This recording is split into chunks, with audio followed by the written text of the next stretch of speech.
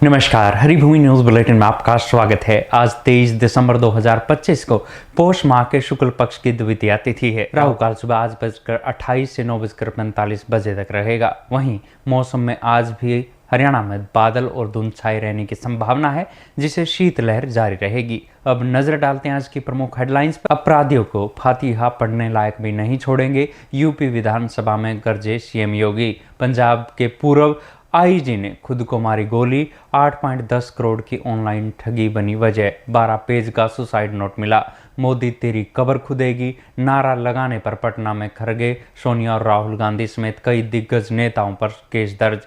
PoK में फिर सक्रिय हुए पाकिस्तान के आतंकी लॉन्च पैड। ऑपरेशन सिंदूर के बाद बदली घुसपैठ की रणनीति। मॉस्को में भीषण कार धमाका, रूसी जर्नल की मौत। यूक्रेनी खुफिया एजेंसी पर गहराया साजिश का शक।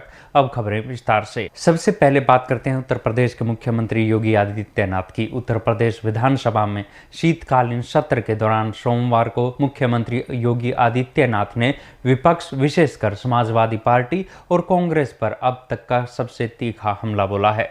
कोडिन सिरप तस्करी मामले पर चर्चा के दौरान मुख्यमंत्री ने सदन में फोटो और दस्तावेजी सबूत पेश करते हुए दावा किया कि इस अवैध कारोबार के मुख्य किरदारों के तार सीधे तौर पर समाजवादी पार्टी से जुड़े हुए हैं। मुख्यमंत्री ने कड़े लहजे में चेतावनी देते हुए कहा कि अपराधियों पर ऐसी बुलडोजर कार्रवाई होगी कि वे भविष्य में फतिहा पढ़ने लायक भी नहीं बचेंगे। सीएम योगी ने सदन में अमित यादव और शुभम जायसवाल जैसे अपराधियों का नाम लेते हुए पूछा कि क्या इनका संबंध सपा के पदों और प्रत्याशियों से नहीं है। उन्होंने तंज कसते हुए कहा कि आलोक सिपाही है पक्का सपाही, जिसकी अखिलेश यादव के साथ तस्वीरें सार्वजनिक है। मुख्यमंत्री ने स्पष्ट किया कि इन माफियाओं को लाइसेंस पिछली सपा सरकार के दौरान मिले थे, जबकि उनकी सरकार अब इन पर एसटीएफ के माध्यम से कठोर कार्रवाई कर रही है। अपराध के साथ साथ मुख्यमंत्री ने राष्ट्रीय गौरव के मुद्दों पर भी विपक्ष को कटघरे में खड़ा किया। उन्होंने इतिहास का हवाला देते हुए कहा कि 1937 में कांग्रेस द्वारा वंदे मातरम के अंशों को हटाना देश के तुष्टीकरण की पहली आपराधिक शुरुआत थी। उन्होंने नेहरू और जिन्ना के दौर का जिक्र कर कहा कि राष्ट्रीय गीत भारतीयों के लिए केवल गीत नहीं बल्कि संस्कार है।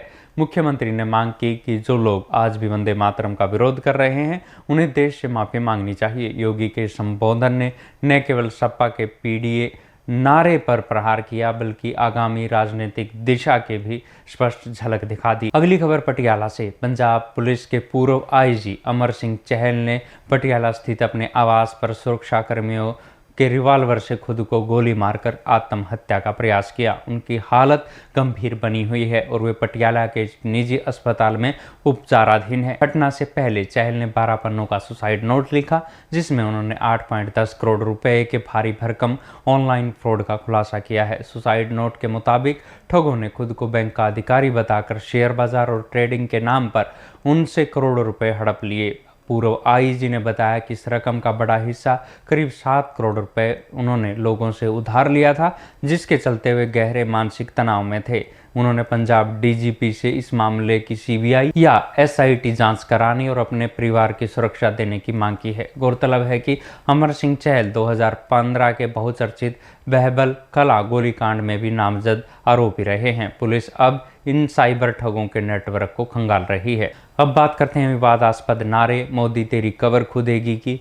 प्रधानमंत्री नरेंद्र मोदी के खिलाफ विवादास्पद नारेबाजी के मामले में कांग्रेस का शीर्ष नेतृत्व कानूनी मुश्किलों में घिर गया है। दिल्ली के रामलीला मैदान में रैली के दौरान मोदी तेरी कब्र खुदेगी का नारा लगाने जाने के विरोध में पटना के शिव कोर्ट में एक परिवाद दायर किया गया है। इस मामले में कांग्रेस अध्यक्ष मल्लिकार्जुन खड़गे, सोनिया गांधी, राहुल गांधी, प्रियंका गांधी वाड्रा और महिला कांग्रेस नेता मंजुलता मीणा को आरोपी बनाया गया है। पटना हाईकोर्ट के अधिवक्ता रविभूषण वर्मा द्वारा दर्ज कराए गए केस में आरोप लगाया गया है कि 14 दिसंबर को आयोजित रैली में देश के सर्वोच्च लोकतांत्रिक पद पर बैठे व्यक्ति के खिलाफ भड़काऊ और अपमानजनक भाषा का प्रयोग किया गया।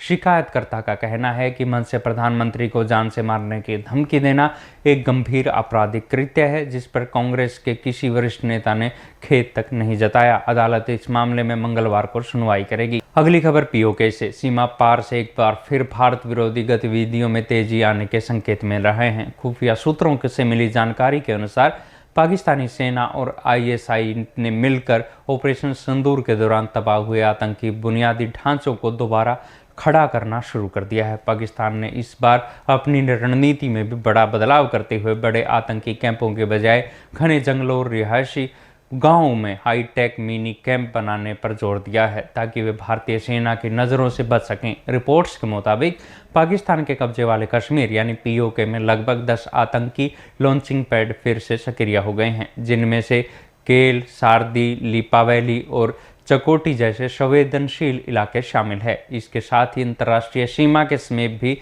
4 नए लॉन्च पैड तैयार किए गए हैं। इन ठिकानों का उपयोग सर्दियों के मौसम में भारतीय सीमा में घुसपैठ कराने के लिए किया जा रहा है। आईएसआई अब छोटे छोटे समूहों में आतंकवादियों को भेजने की फिराक में है, जिसके लिए जंगलों के बीच गुप्त ठिकाने बनाए गए हैं। भारतीय सुरक्षा एजेंसियां और सेना इन गतिविधियों पर पैनी नजर बनाए हुए है और सीमा पर सतर्कता पहले से कहीं अधिक बढ़ा दी गई है। आखिर में बात करते हैं रूस यूक्रेन युद्ध की। रूस और यूक्रेन के बीच चल रहा युद्ध अब रूस की राजधानी मॉस्को की सड़कों तक पहुंच गया है।